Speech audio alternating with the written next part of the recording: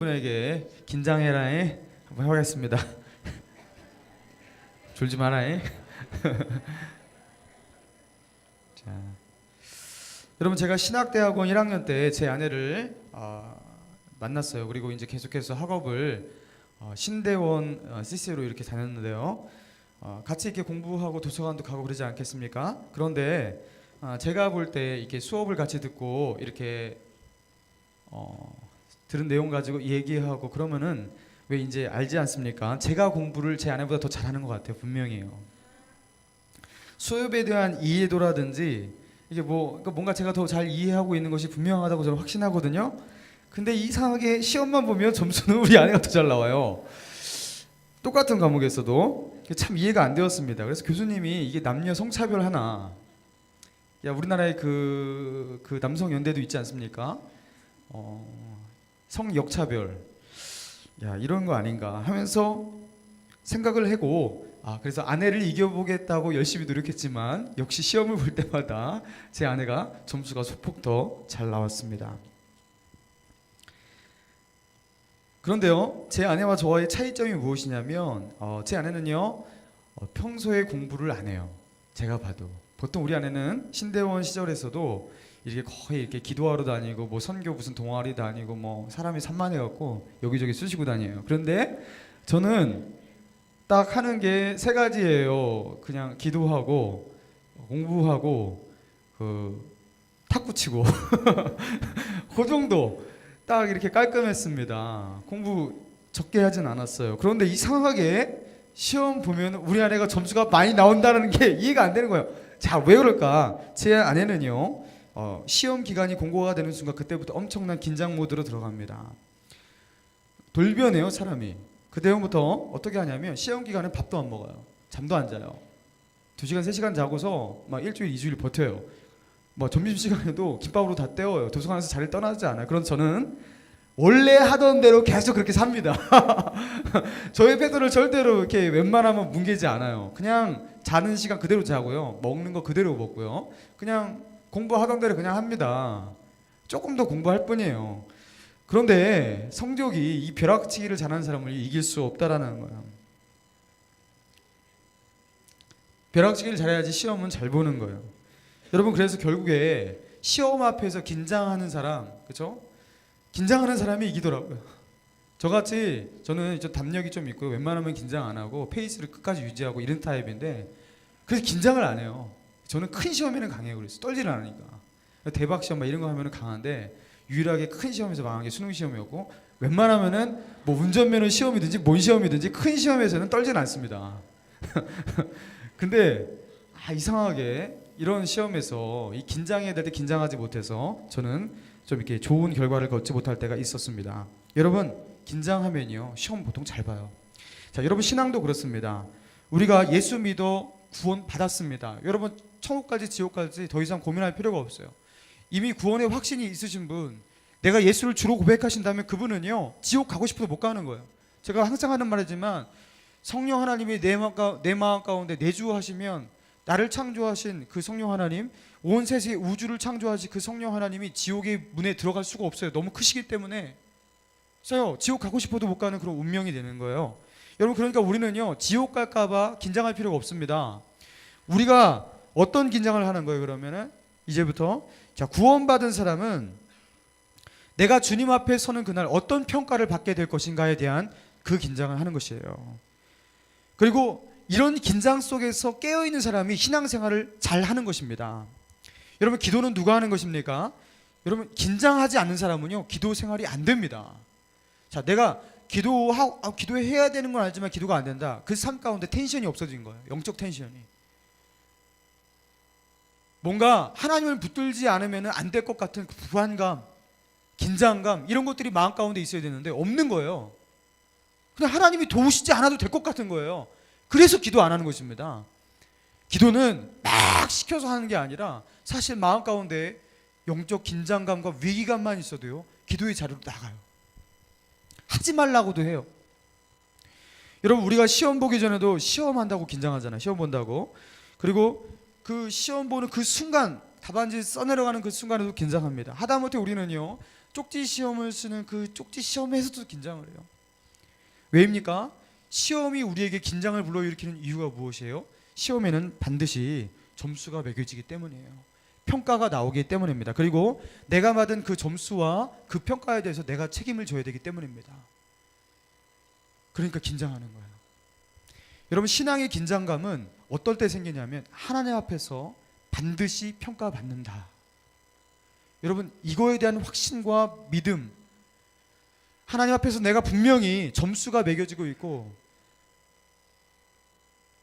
사람들은 모르지만 하나님은 기가 막히게 모든 것들을 아시면서 내가 살아왔던 모든 순간에 대한 하나님의 평가가 분명히 있을 것이다 라는 이 믿음이 들어오는 순간 사람은요 긴장하게 되는 것이에요. 바울은 이런 긴장감을 가지고 죽는 그날까지 살았던 것입니다. 여러분, 오늘 본문 4장 3절 같이 한번 읽어볼까요? 4장 3절 시작. 너희에게나 다른 사람에게나 판단받는 것이 내게는 매우 작은 일이라 나도 나를 판단하지 아니하노니. 여러분, 바울을 보세요. 너희에게나 다른 사람에게나 판단받는 것이, 평가받는 것이 내게는 어떤 일이라? 매우 작은 일이라. 자, 바울이 어떻게 말하고 있어요? 나는 사람의 평가와 판단이 중요한 일이야. 나는 사람들의 시선이 너무 무서워. 그리고 사람들 앞에 서면 나는 너무 긴장돼. 너희들 왜 그렇게 나를 안 좋게 보니? 그리고 너희들 왜 그렇게 나를 오해하고 그러니? 나 마음 상한다. 여러분, 이런 식으로 말하고 있는 게 아니라 정반대로 반응하고 있는 것이죠. 너희에게나 다른 사람에게나 판단받는 것이 내게는 매우 작은 일이라. 작은 일이라. 여러분, 이게 무슨 말입니까? 나에게는 너희의 평가가 중요한 것이 아니다 라고 말하는 것입니다. 그 이유가 무엇이냐면 사람에게서 판단받는 그 일이 나에게는 작은 일, 사소한 일이라는 거예요. 별로 중요한 일이 아니라는 거예요. 여러분, 바울의 승리의 비결이 바로 여기 있는 것입니다. 바울에게는요 사람의 평가, 사람의 시선이 작은 것이었어요. 여러분, 그거 안 되시죠? 나와 별 상관도 없는 아무개가 그냥 자기한테 직접 말하지도 않고 건너 나하고 상관없는 누구하고 이런 이야기를 했더라만 들어도 우리는 기분이 나쁘고요. 매우 그것이 중요한 일이고요. 그거를 보복하기 위해서 나도 밑작업을 하면서 그렇게 한다. 그렇죠? 여러분, 그런데 바울은 어땠냐면 이 모든 것들이 너무 작은 것이었어요. 때로는 바울은 자기에 대해서 안 좋은 소리를 해도 이것들을 무시할 만한 작은 것으로 보았습니다. 사람의 평가와 사람의 시선이 그의 마음에 소용돌이를 일으키지 못했습니다. 그를 긴장시키고 그를 불안하게 만들지 못했습니다. 왜입니까? 그에게 중요한 것은요 다른 것에 있기 때문입니다. 그 다른 것을 볼까요? 4장 4절과 5절입니다. 4절 5절 같이 한번 읽겠습니다. 시작. 내가 자책할 아무것도 깨닫지 못하나 이로 말미암아 의롭다함을 얻지 못하노라. 다만 나를 심판하실 이는 주시니라. 그러므로 때가 이르기 전 곧 주께서 오시기까지 아무것도 판단하지 말라. 그가 어두움에 감추인 것을 드러내고 마음의 뜻을 나타내시느니 그때에 각 사람에게 사람으로부터 칭찬이 있으리라. 자, 이게 말이 좀 길어서 이해하기가 난해한 부분도 있는데요. 한마디로 그런 거예요. 주님이 오시는 그날, 주님이 재림하시는 그날, 그 천국 가는 그날이죠. 그때에 어둠에 감추인 것이 드러나고 사람들이 보지 못하는 그 어둠에 감추인 것들이 다 드러난대요. 그리고 그날에는 사람의 마음속에 숨겨진 그 마음의 내적 동기, 자세, 태도, 그 모든 것들, 우리가 중요하게 여기지 않았던 그 모든 것들이 하나님 앞에서 드러나고 하나님 앞에 점수가 다 매겨진대요. 그날에 그래서 나는 하나님 앞에 최종적으로 점수가 매겨질 것이다. 그날까지 나는 안심하지 않는다. 안주하지 않는다. 나는 일평생 하나님 앞에서 시험 보는 마음, 하나님 앞에서 평가받는 그런 마음 가지고 긴장하며 살겠다. 여러분, 이런 고백입니다. 바울이. 여러분, 바울은 인생 낭비하지 않았어. 무소의 풀처럼 자기가 하나님 앞에 받은 그 사명을 향해서 쭉 달려나갔어요. 바울이 나 낙심했다, 너무 힘들다, 나를 위로해줘라, 뭐 더 이상 못 해먹겠다. 여러분, 이런 내용의 그 편지들이 단 한 건이라도 있습니까? 없어요. 바울은요 정말로 강심장이었던 것 같아요. 무쇠팔 무쇠다리였던 것 같아요. 아무리 때려맞고 태장을 맞고 파선하고 돌에 쳐맞고 그래도요 바울은요 툴툴 털어버리고 그냥 일어나서 갔어요. 도대체 뭐예요 바울은? 뭐 때문에 이런 것이죠? 바울은 하나님의 평가 외에 다른 모든 것들이 작은 것이었기 때문에 그런 것이죠. 하나님의 최종적 평가 앞에서 중간에 일어나는 모든 사람들의 그 말들과 그 시선들과 그런 것들은요, 그냥 중간에 과정일 뿐인 거예요. 자기에게 중요한 것은 마지막 자기의 꼬린 지점이 하나님의 평가와 하나님이 주시는 그 점수. 바울은 무쏘의 불처럼 그것을 향해 달려가는 거예요. 하나님의 최종적인 평가를 기다리는 사람, 하나님의 최종적 평가 앞에서 긴장하고 깨어있는 사람에게는 이런 능력이 있습니다. 중간에 걸려 넘어져도요, 별로 아프지도 않아요. 그냥 툭툭 털고 일어나는 거예요. 꼬린 지점을 정확하게 기억하면서 그것을 향해 달려나가는 사람, 이런 사람은요, 그냥 낙심도 잘 안 하는 거예요. 여러분, 오늘 요셉을 보십시오. 요셉이 보디발의 집에 종으로 팔려갔습니다. 그런데 요셉이 얼마나 총명하고 일을 잘했냐면, 보디발이 조금 있다가요, 자기의 집안의 모든 사물을 요셉에게 맡기고 자기는 그 모든 것에 관여하지 않았다고 나와요. 시위대장의 집이면요, 오늘날에 있어서 이렇게 비서실장 이상의 그 굉장한 직급 높은 그런 사람입니다. 이 거대한 집에 하인이 얼마나 많겠습니까? 거기에서 가정 총무가 되고 보디발 다음에 위치가 된 거예요. 한마디로 요셉이 좀 출세한 것입니다.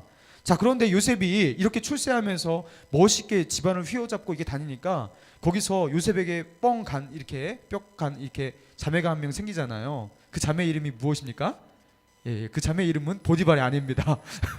자매 이름이 나오지 않아요. 예.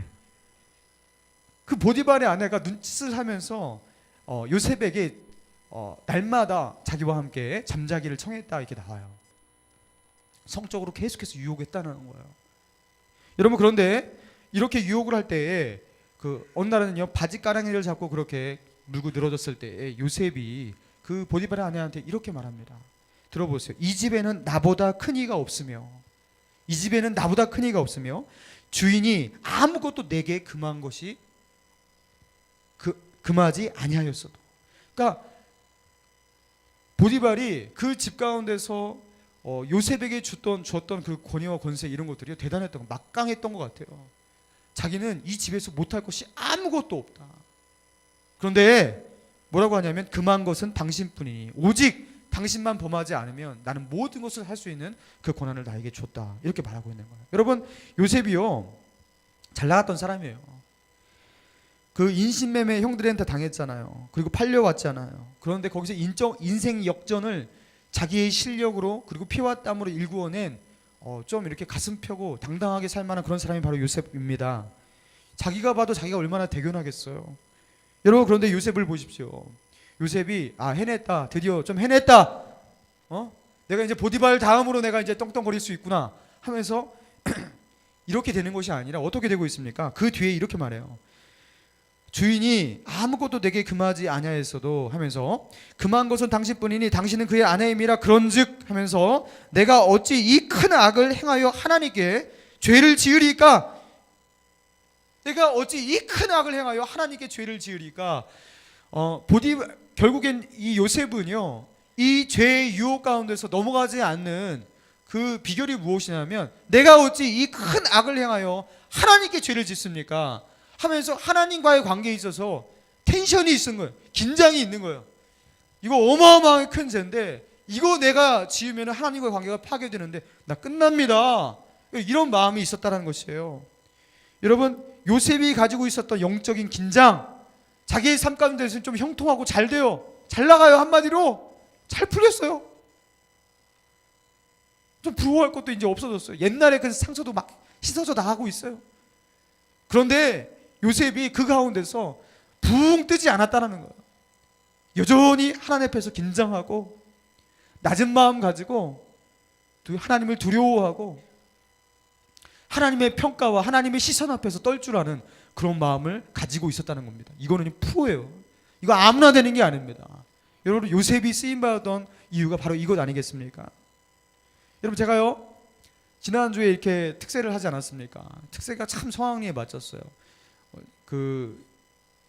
52명이 아니라 56명이에요. 완주자가 56명. 굉장히 많이 완주를 했습니다.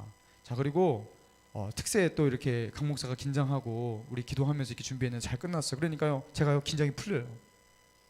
좀 쉬자. 그런 마음이 있는 거예요. 하나님도 나를 쉬라고 하실 거야.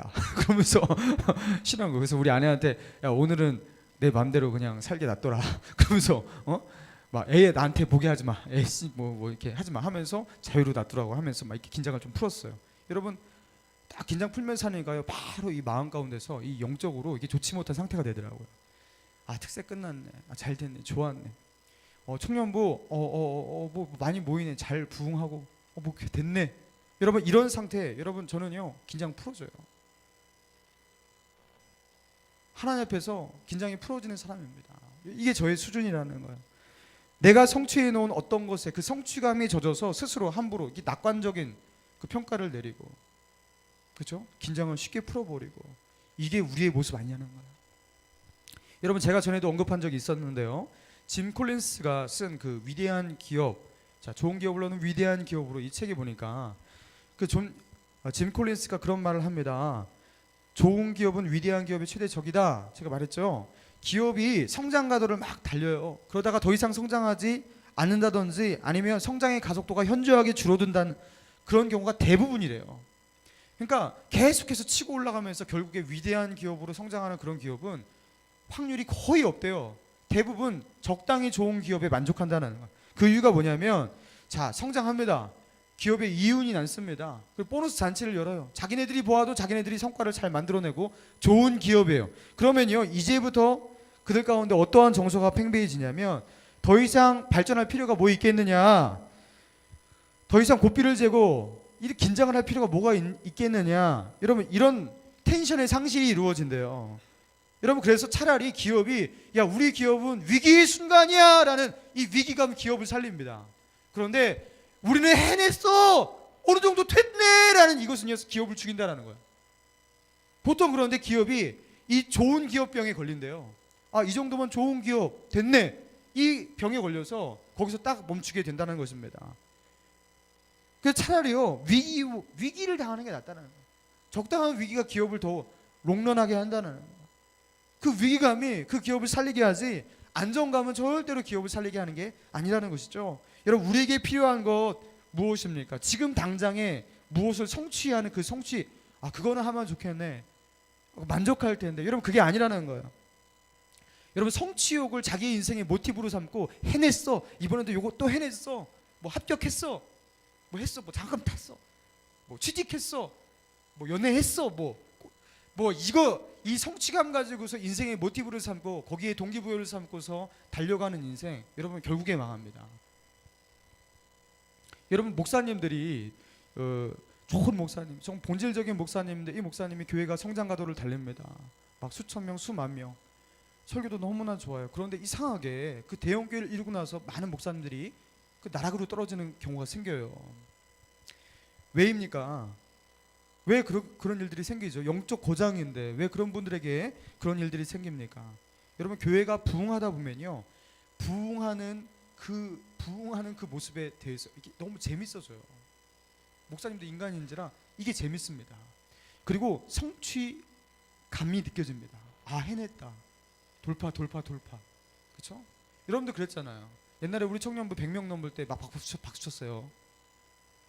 저도 좀 좋더라고요. 네? 근데 지금은요 훨씬 넘었어도요 이제는 200명 넘지 않으면 성취감이 안 들 것 같아요. 여러분 성취감은요 이런 거예요.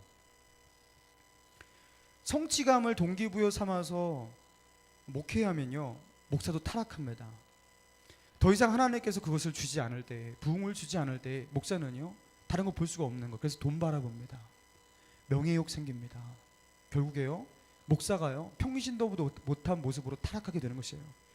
여러분 그래서 하나님이 주시는 그 기쁨 그리고 하나님 바라보는 그 본질에서 나오는 그 추진력으로 가지고 사는 것이 아니라 그렇죠? 그 모든 기쁨들을 잃어버리고 그 추진력 잃어버리고 그렇죠? 당장 내 앞에서 뭔가가 펼쳐지지 않으면 마음 가운데서 동기부여가 안 되는 거예요. 제가 지난주에 이렇게 이번 주죠. 지난주 그저께입니다. 제가 갤럭시 노트 2를 구입했어요. 3는 너무 비싸서 했는데 그거를 받고서 이것을 이렇게 디바이스를 이렇게 만지작 하는데 너무 행복했습니다. 제가 이렇게 디바이스를 좋아한다는 거 여러분 아시죠? 이렇게 만지는데 순간 어떤 생각이 들냐면 야 이렇게 좋은 기계가 이 세상에 있고 야 노트 2는 야, 이렇게 버그도 하나도 없고 이렇게 잘 만들었냐 그러면서 야, 세상이 참 좋다 하면서 진짜요. 천국 가고 싶은 마음이 없었어요. 진짜로. 그 스마트폰 하나 때문에 천국 가고 싶은 마음이 없어졌어요. 진짜로. 그냥 만족해요. 이게 지금 어딨어? 진짜 이거를 가만 들고 있으면요 그냥 만족해요. 제가 여러분의 마음을 이해하겠더라고요. 그냥 만족해요. 좋은 것 같아요. 꼭 천국 가야 되나 싶어요. 세상이 이렇게 좋은데 더 좋은 세상을 꼭 갈 필요가 있는가? 지금 이 세상도 참 좋은데 왜 이게 우리의 현실 아니냐는 거죠. 우리는요 우리가 정해놓은 임의의 목표 딱 그거 성취하잖아요. 손에 딱 가지고 들잖아요. 적당한 목표 성취하고 거기서 만족하면요 거기서 나오는 그 도파민, 분비되는 그 도파민, 그걸 가지고서 우리 인생을 드라이브합니다. 여러분 이게 마약하고 뭐가 다른 것입니까? 아파트 평수 늘려가는 그 기쁨과 마약이 뭐가 달라요? 여러분 차 바꾸면서 소형차에서 준준형에서 중형으로 대형으로 한 단계씩 올라가는 그 기쁨과 마약이 뭐가 달라요? 똑같습니다. 내 머리 가운데 분비되는 도파민 호르몬 속에서 그냥 그 기쁨과 그 성취욕으로 자기 인생의 추진력을 삼고 있는 것이에요. 여러분 쓸데없는 것으로 자신의 위로를 삼고 기쁨을 삼는 그 버릇을요 좀 버려야 돼요. 고쳐야 돼요. 그러면 당장의 만족감과 성취감과 그 위로감으로 당장엔 좋아야 돼요. 이 사람은 결국에 롱런하지 못하는 것입니다. 신앙에서 승리할 수 없는 것입니다. 밥 커비라고 불리는 최고의 주식 전문가가 있습니다. 이 친구가 이 주식에 관한 전설적 투자자라고 해요. 그런데 이 친구가 30대 초반까지만 해도 그 여타의 투자자와 다를 바 없는 치고 빠지는, 그렇죠? 뭐 상한가 치고 그러면은 얼른 사다가 하한가 칠려 하는 순간에 빨리 빼고 이런 투자자였어요. 애널리스트였어요. 그런데 최적의 타이밍을 골라서 저평가된 주식을 사고 팔고 이런 걸 반복하는 사람이었는데, 그런데 이 사람에게 일대의 전화를 준 어떤 사건들이 있었습니다. 그거 뭐냐면 밥커비에게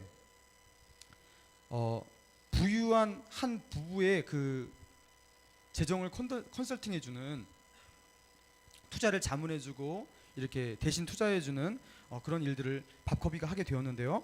그러던 어느 날 그 클라이언트인 이 그 부부 중에서 남편이 죽게 된 거예요.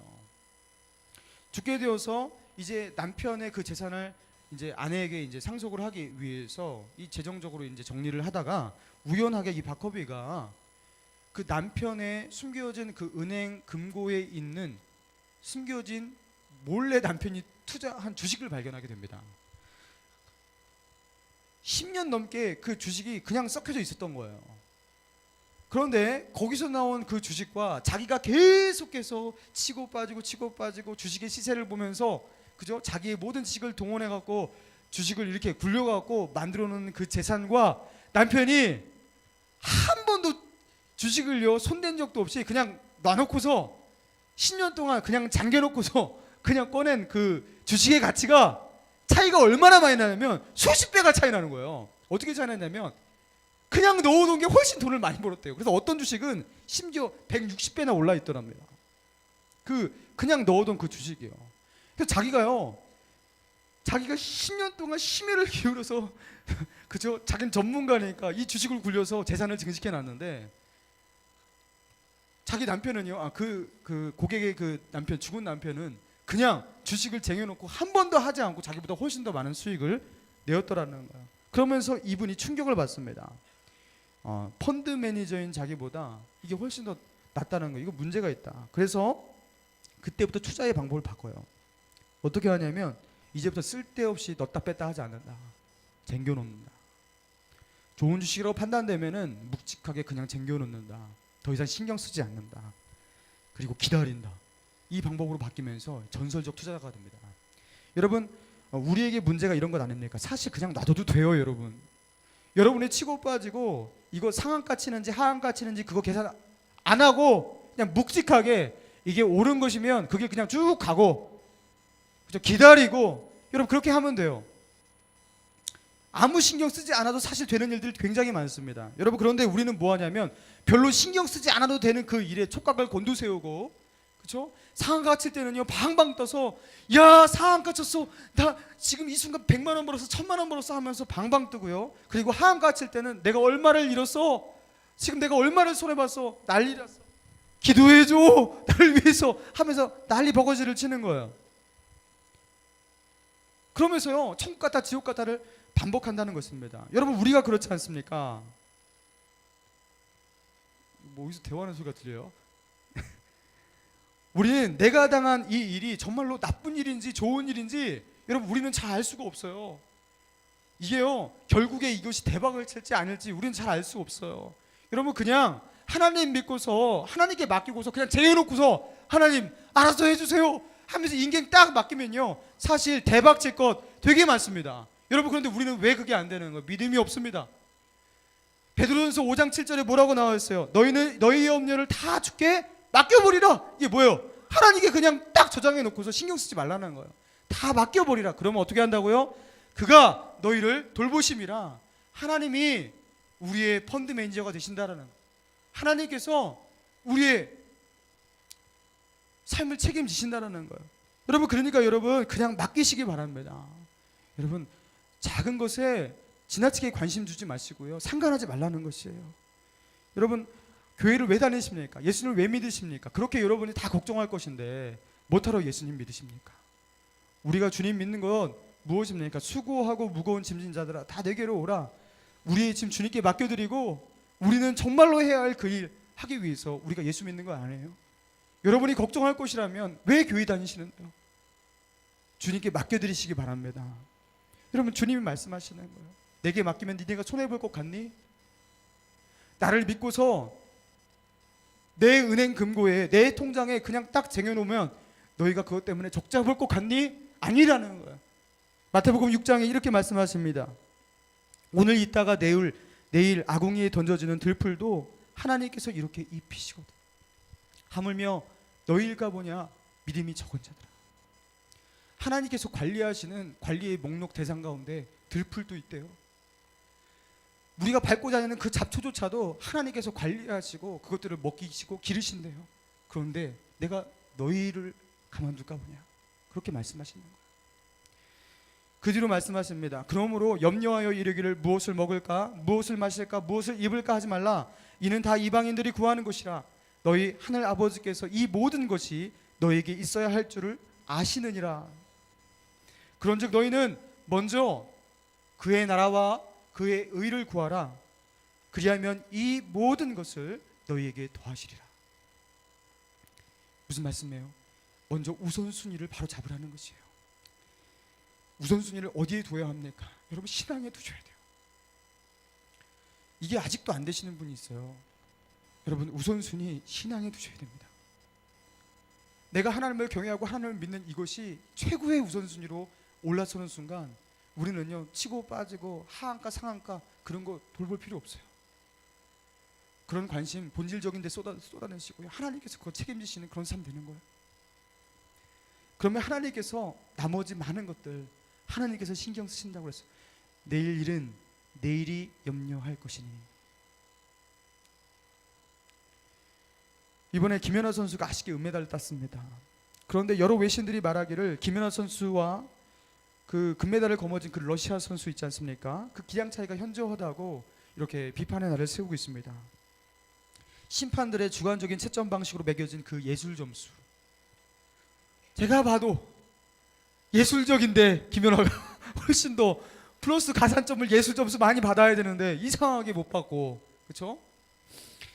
훨씬 더 김연아가 기술적으로 뛰어난데 기술 가산점 점수도 박하게 받고 누가 봐도 문제 있는 그런 채점. 여러분 그래서 결국에 김연아는요 최고의 기량을 보여주었지만 소치에서 제대로 평가를 받지 못했다라는 거예요. 여러분 우리가 이런 거 보면서 인생을 꿰뚫는 눈이 있어야 돼요. 아 억울해 이 더러운 세상 바로잡고야 말겠어. 여러분이 바로잡는 것 한두 개 바로잡겠죠. 그러나 여러분 인생 가운데 그걸 바로잡다가 모든 에너지 다 소비하고 다 마음 가운데 그 상처와 불만 이 가운데서 그냥 다 끝나버리는 거야. 여러분 우리는요 이런 거 보면서 사람의 평가와 사람의 채점 방식이 얼마나 허무한지 그것을 알아야 합니다. 김연아 선수 그래도 해먹을 만큼 해먹은 선수잖아요. 세계적으로 인정받은 사람은 이미 전설이잖아요. 그러니까 김연아는요 은메달이라도 이미 세계 사람들한테는 금메달 취급을 받고 있잖아요. 그러니까 김연아는 사실 그렇게 아쉬울 게 없어요. 우리가 아쉬운 거지. 우리가 사랑하는 연아한테 금메달을 주지 못했으니까 그게 아쉬운 거지. 뭐 연아는 사실 뭐 다 인정받고 있고 초연하다고요. 여러분 이게 인생입니다. 우리가 이 땅에서 제대로 평가받고 노력한 만큼 보상받고 뭐 그게 잘 안 되는 모순적 세상이에요.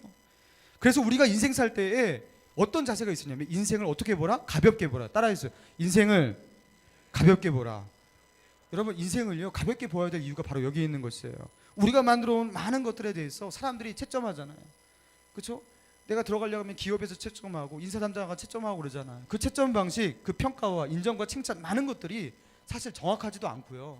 절대적이지도 않고요. 영원한 것도 아니고요. 그런 것들이 되지 못합니다. 여러분 그러니까 이런 평가 방식 여기에 휘둘리지 말라는 거예요. 여러분의 어머니, 여러분의 아버지, 여러분의 친구가 하는 그 평가 방식에 휘둘리지 말라는 거예요. 엄마는 왜 맨날 그런 식으로 나를 보는 거야? 제발 그런 말 좀 하지 말란 말이야. 그렇게 하고만 따지지 말고 싸우지 말고 그냥 허허허 하고 웃어 넘기라는 거예요. 호연지기! 호연지기. 그냥 넘기라는 거예요. 왜 그걸 하나하나 따지고 있냐는 거예요. 따라해보세요. 그렇게 될 수도 있겠지. 뭐 그렇게 될 수도 있겠지. 여러분 우리 인생에 대해서 이런 마음이 있어야 됩니다. 여러분 김연아 보세요. 억울하잖아요. 근데 일단 결과가 나오니까 은메달이니까 아무 미련이 없습니다. 정작 본인은요 초연하잖아요. 여러분 김연아의 그 멘탈을 느끼지 못했습니까?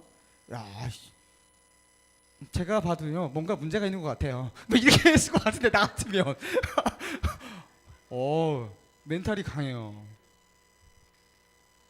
올림픽 2연패의 꿈을 네가 빼앗아가? 하면서 막 이렇게 뭐 이렇게 할 것 같은데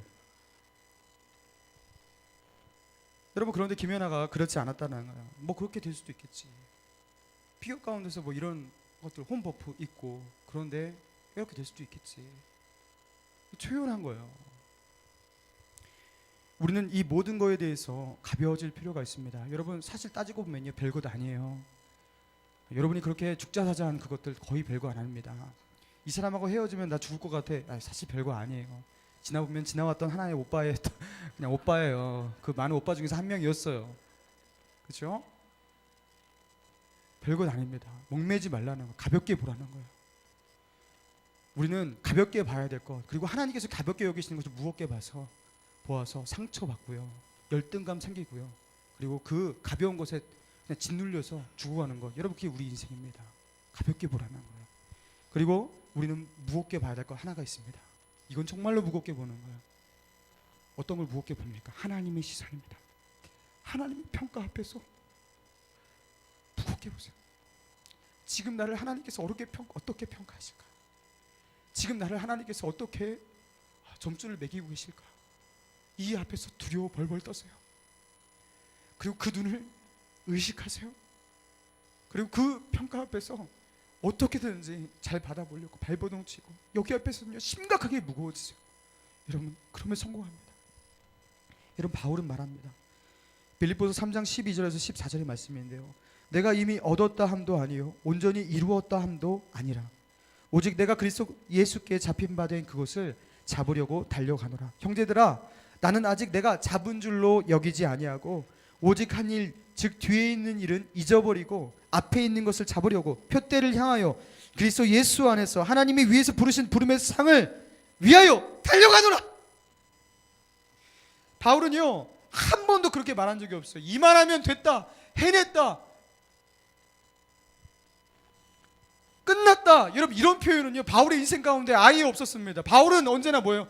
내가 한 일, 내가 이뤄낸 일, 그것은 기억지 아니하고 뒤로 던져버리고 어떻게 한다? 예수 그리스도께서 부르신 부름의 상을 위하여 보대를 향하여 달려가더라. 뭐예요?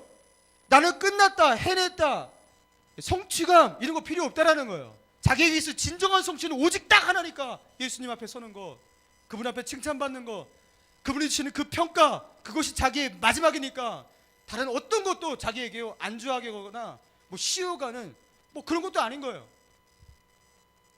이미 얻었다 함도 아니에요. 이루었다 함도 아니라 바울도요, 자기 나름대로 자기 사역 가운데 성취감을 느끼면서 잔치하고 싶은 마음이 왜 없었겠습니까?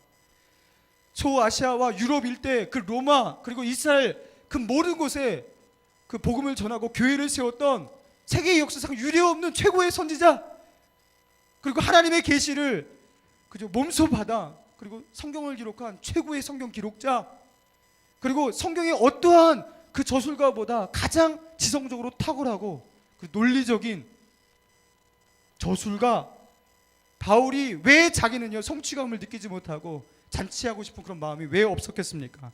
바울은요 자기 안에 누리고 싶은 그 모든 성취감을 다 뒤로 밀어버린 거예요. 예수 만나는 그날, 주님 앞에 서는 그날로 다 밀어버린 것입니다. 지금 한번 쉬어가고 싶지만 쉬지 않겠다라는 거예요. 마음 가운데 좀 안정감을 누리면서 이만하면 됐지, 그렇게 하고서 가고 싶지만 그렇지 않겠다라는 거예요. 자기는 다 잊어버리겠다. 내가 이루어낸 모든 것들 하나도 기억하지 않겠다. 여러분, 그러니까 바울은요 당장의 결과가 아무리 좋아도 붕 뜨지 않습니다. 아무리 나빠도 주저앉지 않습니다. 낙심하지 않습니다. 휘둘리지 않습니다. 그리고 하나님 앞에서 긴장이 풀어지지 않습니다. 그리고 마지막 날 주님 뵙는 그날 초점 정확하게 맞추고 마라토너 같이 페이스 조절하면서 계속해서 달려가는 거예요. 혹시 이 가운데 쉼 없이 달려가는 것이 너무 힘들고 인생이 너무나 긴장이 되고 힘들어서 에너지를 다 소진해서 이 자리에 오신 분 있으십니까? 괜찮아요. 여러분 지치지 않았어요. 여러분의 꼬린 지점이 너무 가까이 두어서 여러분 지치는 거예요. 여러분 예수님 품에 안겨서 그때 쉬면 됩니다. 좀 잠 못 자고 피곤하면 어떻습니까? 예수님의 품에 안겨서 밀렸던 잠 그때 다 자버리면 됐죠 뭐. 그동안 놀지 못하고 쉬지 못하고 위로받지 못하고 그죠? 인정받지 못하고 지지받지 못하고 같이 놀지 못했던 좀 어떻습니까? 예수님의 품에 안겨서 그죠? 천사들과 함께 거기서 그때 놀면 되죠. 그때 위로받고 하나님의 지지와 격려 받으면 되지 않아요? 그때로 다 자기의 그 성취감과 보상을 다 밀어놓으면 정말로 그때를 바라보는 그 간절함이 더 열망이 강해지지 않겠습니까? 여러분 다 위로받게 돼요. 걱정하지 마세요. 자신의 상처로 절대로 망하지 마세요. 그리고 눈물을 흘리면서 자기 연민에 빠지지 마세요. 여러분 예수님께서 여러분의 그 마음 위로하시고도 남습니다. 그 눈물에서 그 눈물을 닦아주실 것이고 다시는 그들이 상처도 없고 눈물 흘리는 도 없고 그들이 슬퍼하는 일도 없을 거라고 했어요. 그러니까 지금 쉬려고 하지 마세요. 지금 만족하려고 하지 마세요. 우리 예수님 만나는 그날 진짜 쉬고 진짜 만족해지십시다. 여러분 그래야지 예수님 만나는 그날로 다 이 보상을 밀어놔야지. 그래야지 우리 마음 가운데 그런 마음이 생기지 않겠습니까? 마라나타 주 예수 오시옵소서. 이 세상에서 내가 만족할 것이 하나도 없습니다. 주님 오시는 그날 내가 사모하고 기다리는 주 예수여 아멘 오시옵소서. 정말로 주님을 기다리고 주님 오실 그날을 고대하고 사모하면서 그래서 주님이 오셨을 때 너무나 기뻐하고 여러분 예수님 만나는 그날이 가장 행복한 날 여러분 이런 사람에게 펼쳐지지 않겠습니까? 그러니까 긴장 풀지 마세요. 하나님 앞에서 죽는 그날까지 하나님의 평가 앞에서 하나님의 심판대 앞에 서는 그날 주님이 내 인생에 대해서 평가를 내리시는 그날까지 절대로 긴장 풀지 마시고 믿음의 길 묵묵하게 걸어갈 수 있는 저와 여러분 되기를 주님의 이름으로 축원합니다. 이 시간 같이 한번 기도하길 원합니다. 이 시간 기도할 때에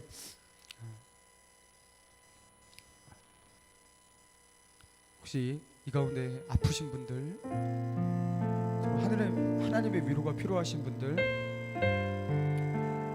힘들고 지쳐서 낙심한 분들, 사람들의 위로와 칭찬과 격려와 사랑받지 못하고 비난과 채찍질과 그 냉소, 그 가운데서 너무 고단하신 분들 이 가운데 있다면 이 시간 우리 주님, 내가 이런 것 바라보지 아니하고 예수님 바라보는 마음 달라. 내가 주님 안에서 만족하고 세상에서 만족하는 사람 되지 않게 달라고 주님 바라보는 마음, 주님 바라보는 시선을 달라고. 우리 기도합시다. 우리가 기도할 때 주님께서 만져주실 것입니다.